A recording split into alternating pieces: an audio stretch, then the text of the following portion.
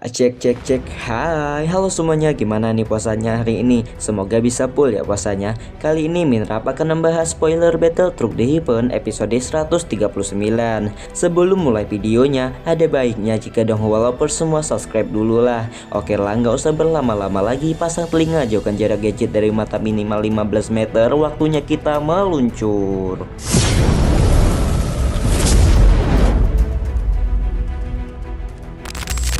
Setelah Xiaoyan menyadari bahwa ada kemungkinan jika kerangka Dozeng tersebut masih hidup, cerita pun berlanjut.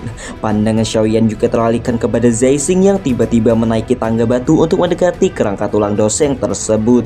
Tubuh Zaising segera gemetar keringat dingin saat mulai berada di dekatnya. Dia jelas tahu perbedaan antara Nara Dozun dan Dozeng adalah kesenjangan yang benar-benar bagaikan langit dan bumi. Tepat ketika Zaising hendak menyentuh kerangka tersebut, tiba-tiba saja ruang di depannya robek mengeluarkan serangan spasial yang sangat tajam dan tidak terhitung jumlahnya. Dengan kejam langsung menusuk tangannya. Rasa sakit membuatnya menjerit tersiksa serta para bawahannya yang berada di belakang merasa kebingungan dengan apa yang terjadi. Zaising lantas berteriak dengan keras, "Cepat pergi dari sana jika tidak ingin hal buruk terjadi." Namun tepat setelah mereka ingin mengambil langkah mundur, kerangka tulang Dozeng itu mengangkat kepalanya. Tatapan darah bersinar muncul di matanya. Seluruh ruangan berguncang menggelegar layaknya badai gelombang sonik penghancur melesat dengan kecepatan penuh yang tidak dapat dilihat oleh mata. Sehingga antek-antek ala jiwa yang berdekatan dengan lokasi tersebut tubuhnya pun meledak, dihancurkan tanpa tersisa sedikit pun. Zaising mencengkeram tangannya dengan begitu kuat untuk menahan gelombang penghancur tersebut. Dia mampu merasakan betul kekuatan layaknya sabit Dewa Asura menghantam tubuhnya. Sungguh seserangan ledakan yang begitu mengerikan, bahkan mampu membunuh beberapa ahli Dozong miliknya dalam sekejap mata. Beruntung saja Zaising masih selamat, tetapi tidak bisa dipungkiri keringat dingin mencucur di seluruh wajahnya. Ketakutan yang luar biasa hampir saja merenggut nyawanya dengan cukup mengenaskan. Dia lantas berkata, aku bahkan tidak mampu menyadari mengapa bisa kerangka yang telah membusuk selama bertahun-tahun ini tiba-tiba mengeluarkan letusan. Bahkan beberapa ahli utusan dari aula jiwa yang kubawa telah terbunuh semuanya." Xiaoyan juga merasakan tekanan mematikan darinya. Dia lantas berkata kepada Zaising, "Jika bukan karena dirimu yang mendekati kerangka itu, bagaimana mungkin dia bisa terbangun?" Zaising lantas mengarahkan kedua matanya ke arah beberapa paksi besar yang hampir saja terbunuh diakibatkan ulahnya. Zaising pun dengan sadar berkata, "Masalah ini kecerobohanku, namun hal terpenting sekarang adalah tidak menambah masalah baru. Kerangka tulang peninggalan Dozeng ini sangatlah sulit untuk ditangani, namun selama kita bekerja sama maka bisa menekannya." Tang Zhen lantas berkata, "Cukup memikirkannya saja sudah begitu menakutkan. Jika gelombang sonik susulan datang, maka sepertinya semua yang ada di tempat ini tidak akan mampu bertahan lagi." Zaising juga menegaskan, "Tetapi kita tidak akan mungkin mendapatkan kesempatan untuk pergi. Semua orang telah terlanjur menerobos ke dalam reruntuhan. Jika kalian mencoba untuk kabur, maka kalian hanya akan mencari kematian." Setelah mengatakan itu, tiba-tiba saja suara kretak muncul dari bagian tulang-tulang kerangka mayat tersebut. Tubuhnya serasa bergerak tak keruan dan ada energi kehidupan yang mulai tersusun membuatnya bangkit kembali. Xiaoyan serta rekan-rekannya yang memasang siasat kewaspadaan tingkat tinggi sembari mendengarkan suara menggelegar mengatakan, "Kalian semua masuk ke dalam reruntuhan, maka dipastikan akan mati." Suara dingin kuno mengandung aura kematian tersebut bergema di telinga seluruh orang yang berada di sana. Tubuh dari kerangka Dozeng itu seketika berdiri tegak di dalam aula besar. Pancaran kekuatan emas yang berasal dari energinya membuat seluruh para ahli yang berada di sana merasa tertekan. Hantu tua Zaising lantas berkata, "Semuanya tidak perlu panik. Bagian dalam dari kerangka itu hanyalah tersisa jejak spiritual semata dan bukanlah kekuatan aslinya. Bukan tidak mungkin untuk mengalahkannya, namun persyaratan yang harus kita lakukan adalah bekerja sama.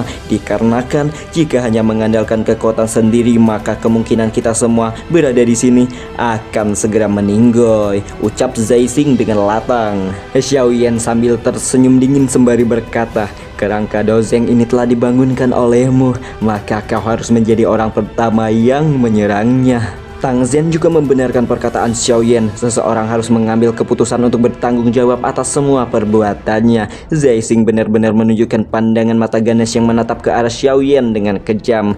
Tapi dia harus mencoba meredam amarahnya karena sekarang bukanlah waktunya tepat untuk menghabisi bocah FF tersebut. Sehingga dia pun berkata, "Ingat, semuanya harus bersikap masuk akal karena aku duluan yang akan menjadi orang pertama dalam menyerangnya. Namun aku sangat berharap dan mengingatkan kepada kalian bahwa terlepas dari masalah apapun, dendam apapun yang kita miliki di masa lalu, sekarang kita sedang berada di perahu yang sama atau memiliki tujuan yang sama. Karena kerjasama adalah jalan terbaik untuk dilakukan saat ini," tegas Zai Xing dengan nada yang mengacam. Xiaoyan tersenyum dingin sembari mengatakan, "Yakinlah tidaklah mungkin bagi kami melihatmu mati konyol di tangan kerangka doseng tersebut. Cepat serang dia." Tampaknya kerangka tulang itu sedang menyerap kekuatan di dalam kabut darah untuk mengisi energinya. Setelah mengatakan itu, aura kuat tiba-tiba melonjak dari tubuh Zai Xing. Dia langsung menghilang dari tempatnya berpijak sembari melancarkan serangan ke arah depan. Namun sungguh sialnya, ketika serangan itu menghantam tubuh dari kerangka tersebut, tidak disangka tulang-tulangnya malah jauh lebih keras dibandingkan dari berlian. Padahal Zai Xing telah mengerahkan seluruh kekuatan tempurnya. Bahkan akumulasi dari serangan mengejutkan pertama itu dipastikan bisa membunuh seorang ahli dozun dengan mudah.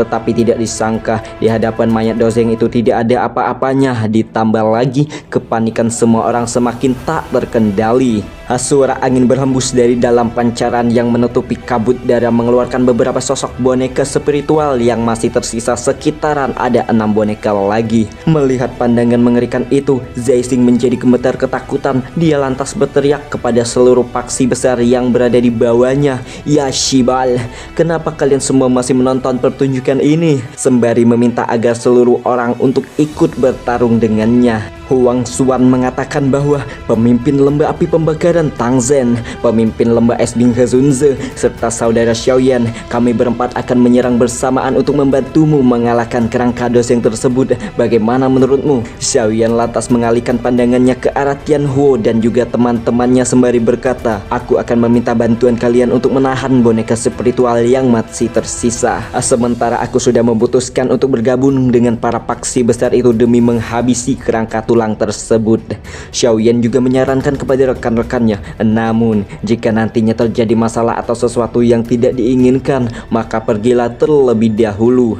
Tidak perlu repot-repot untuk memikirkanku karena aku akan baik-baik saja." Setelah mengatakan itu, Xiaoyan, Tian Huo, Ziyan, Xiongzhan, dan Qingluan segera bergegas maju untuk menyerang bersama-sama. Sementara itu Huang Xuan juga memberikan aba-aba perintah untuk melakukan gabungan kekuatan. Suara dentingan pedang dan juga teknik-teknik terus berdatangan dari banyak arah, kiri kanan, atas bawah, depan belakang. Serangan bertubi-tubi membabi buta dari kelompok dozun menghantamnya sangat brutal. Ledakan bahkan menguncang dinding-dinding bebatuan. Xiaoyan melancarkan serangan dari arah kanan, sementara Zai Xing dari arah kiri. Sebelum sesaat kemudian pandangannya tiba-tiba berhenti di sebuah tulang putih milik kerangka itu. Dia samar-samar bisa melihat serta membaca beberapa kata yang tidak sederhana tertulis di sana. Xiaoyan lantas berkata, "Mungkinkah itu adalah rumusan kata dari teknik Dao kelas Tian?" Xiaoyan akhirnya tidak merasa heran lagi mengapa si bajingan Zai Xing ini sangat bersikeras untuk menyerang kerangka dozeng tersebut.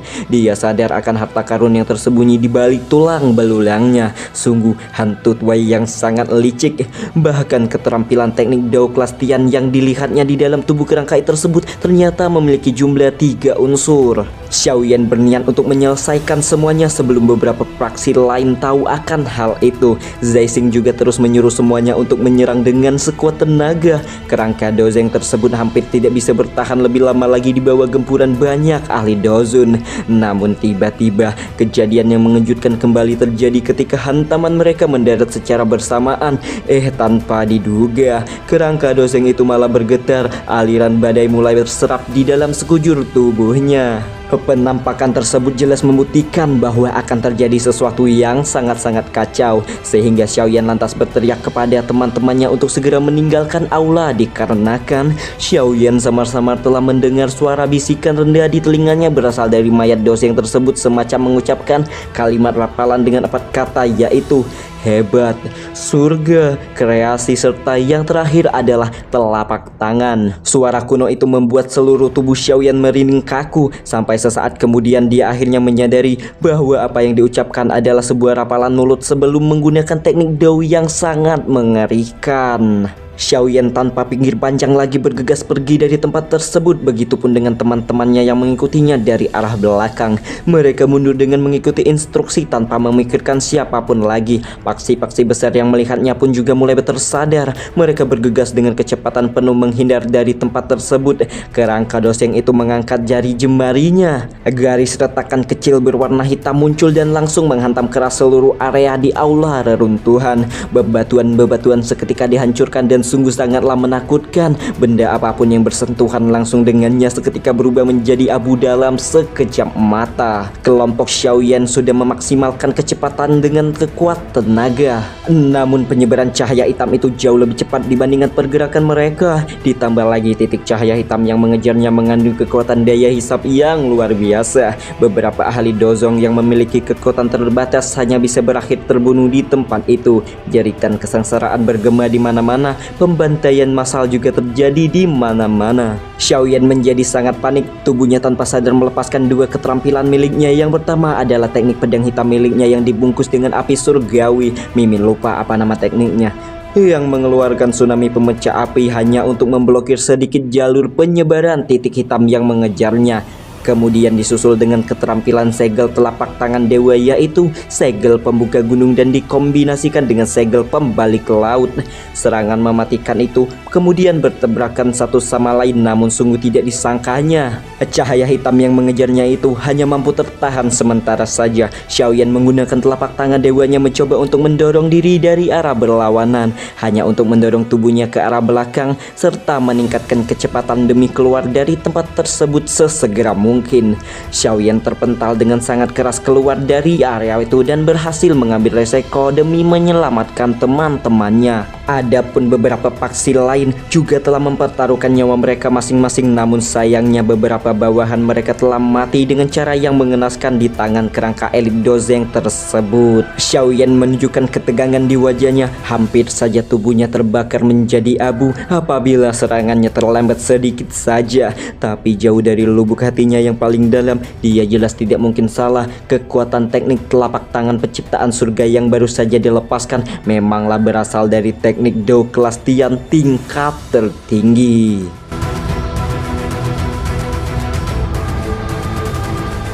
Dan ya, berakhirlah sudah spoiler Battle Through the Heaven episode 139 kali ini.